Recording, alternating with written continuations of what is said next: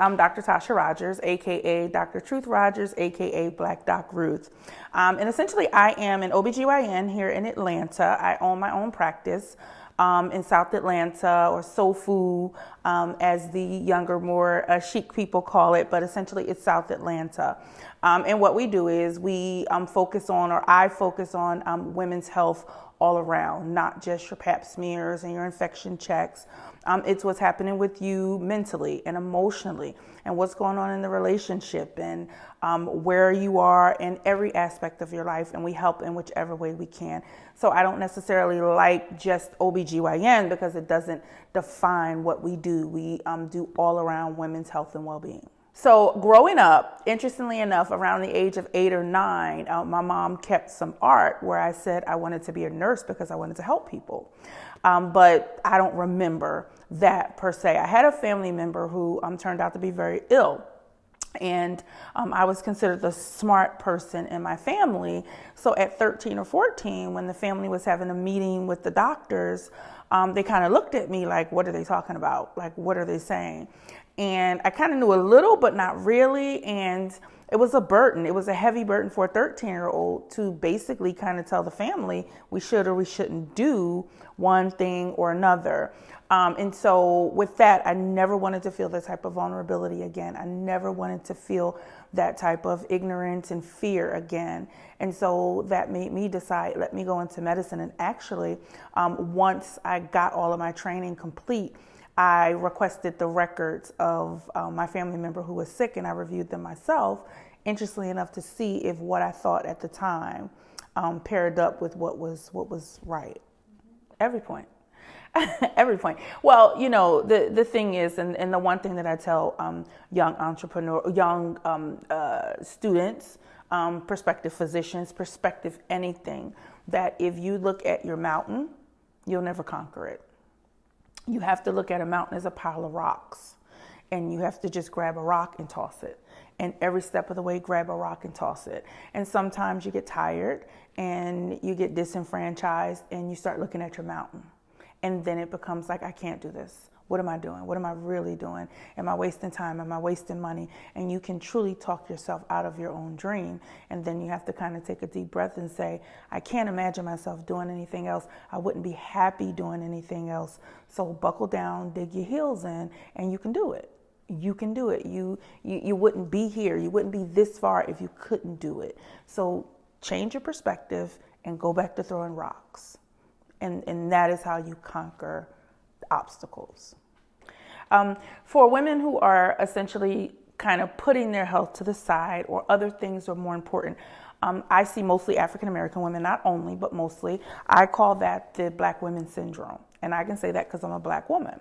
And essentially it's a syndrome of, I have a lot on my plate. I have this going on. I have my job. I'm maybe going to school. I have these kids. I either have a boyfriend, or I'm a single parent, or I have a husband. And it's a lot on my plate. I'm the glue that holds everything together. I know I need this done, but I'm not truly having any problems right now. And I can take care of it another time. That is the Black women syndrome. Or I don't want a diagnosis, so I don't want to come and evaluate it. I don't want to talk anymore about it because I don't want you to actually diagnose me with something that I have to deal with. And I tell every woman, don't ever do that. There are very few things that you can walk into my office and I find and I can't fix. Very few. So embrace whatever it is that's going on and give me a chance to fix it. Okay? Even on an airplane, what do they say? Put your oxygen mask on even before your children's. You can't help anybody if you're not in a position to help. So if you're the glue that holds everything together, if you're that person, if you're doing all these things, what if suddenly you couldn't? And now you're a burden to your family, and you're a burden to your children, and you have health issues, and you have bills, and you have this, and you have that. Then what? Everything really falls apart. So take a second, take a half a step back, and do you before you have to take 5 steps back and everybody else has to do you. The advice that I can give to any younger person, older person, it doesn't really matter, that you are pursuing your dreams, are a couple of things. Understand everything that is involved with what it is that you want to do. Make sure you understand the politics. Make sure you understand everything that is involved. We tend to get intimidated by money. I don't have the money for the education. I don't have the money for this. I have to work 4 jobs before I can do this. Your focus should be exactly on what you want to do. Yes, I was a full-time student and I worked 2 jobs. I had to do what I had to do, but nothing was going to distract me from what I wanted to do. My mentor, who's still my mentor today, when I get in a tough place, I call her to talk. She said to me, a distraction is nothing more than the destruction of your dream in slow motion. So don't be distracted, not by bills. You got to fight through them, but don't let that change your focus. Not by a man, not by what's happening at work and the office gossip. You have to be so focused and determined that failure is not even an option. And that is my biggest piece of advice. One of my passions right now is HIV prevention. Not HIV itself, HIV prevention. What we don't know and understand, and I don't understand why, but in South Fulton, where we have the highest population of new HIV cases, no doctors want to discuss prevention. And so for African American women, 1 in 50 of us develop HIV, new cases. For white women, it's 1 in 1,000. Right, where's the conundrum? So first off, there is a medication. It is for prevention. It is for people who are negative. It is to prevent, and it is a pill once a day, and it will decrease your risk of getting HIV by 90%.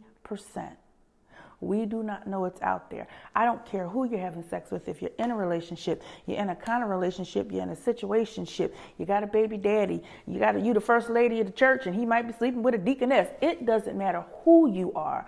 If you're having sex, I believe that you should be on the medication.